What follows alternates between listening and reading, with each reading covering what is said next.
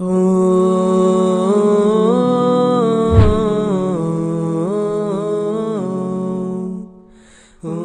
কুরআনে নামাজের কথা এসেছে ৮২ বার, অথচ ধৈর্য ধারণ করার কথা এসেছে ৯০ বার। কিন্তু কেন? কারণ ধৈর্য ধারণকারীদের জন্য আল্লাহ বিশেষ পুরস্কার ঘোষণা করে দিয়েছেন। এর মধ্যে ১ নাম্বার এবং সবচেয়ে বড় পুরস্কার হলো আল্লাহর সন্তুষ্টি। আল্লাহর সন্তুষ্টি বিষয়টি আসলে কি? চলুন একটু ব্যাখ্যা করে বিষয়টি ভালোভাবে বুঝে নিই। আল্লাহর সন্তুষ্টি মানে কি?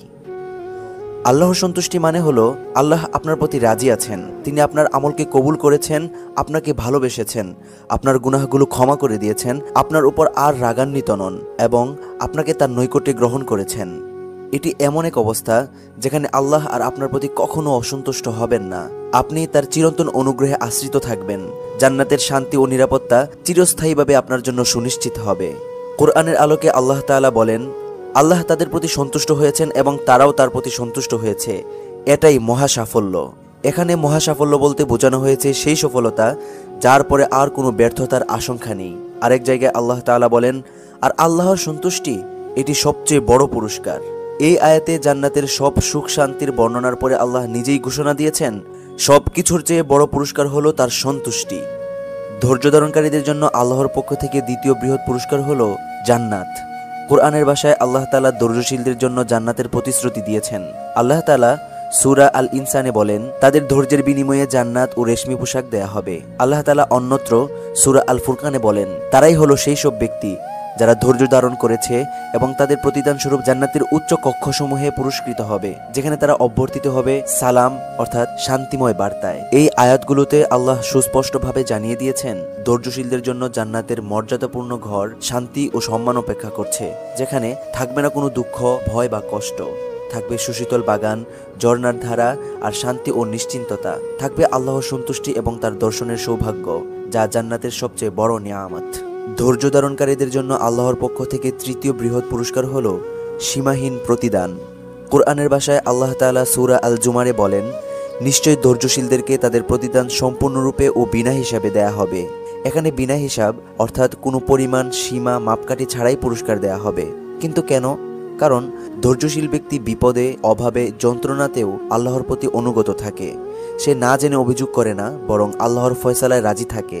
তার ঈমান পরীক্ষিত হয় কঠিন অবস্থায়, তাই তার প্রতিদানও হয় অতুলনীয়। রাসূলুল্লাহ সাল্লাল্লাহু আলাইহি ওয়াসাল্লাম বলেছেন, যে ব্যক্তি ধৈর্য ধারণ করে আল্লাহ তাকে ধৈর্য দেন, আর কারোর জন্য এমন কোনো দান নেই যা ধৈর্যের চেয়ে উত্তম ও অধিক। এই হাদিসটি স্পষ্ট করে যে ধৈর্য শুধু দুনিয়াতে নয়, আখিরাতেও এক অপার পুরস্কারের দরজা খুলে দেয়। ধৈর্য ধারণকারীদের জন্য আল্লাহর পক্ষ থেকে চতুর্থ বৃহৎ পুরস্কার হলো সরাসরি আল্লাহর সাহায্য। কোরআনের ভাষায় আল্লাহ তাআলা সূরা আন-নাহলে বলেন, আর তুমি ধৈর্য ধারণ করো, আর তোমার ধৈর্য তো আল্লাহরই সাহায্য। এই আয়াত থেকে একটি গুরুত্বপূর্ণ সত্য জানা যায়, ধৈর্য শুধু নিজের ইচ্ছাশক্তির ফল নয়, এটি মূলত আল্লাহর তরফ থেকে একটি সহায়তা। তাই যখন কেউ ধৈর্য ধরে, তখন সে আসলে আল্লাহর সাহায্যে শক্তি অর্জন করছে।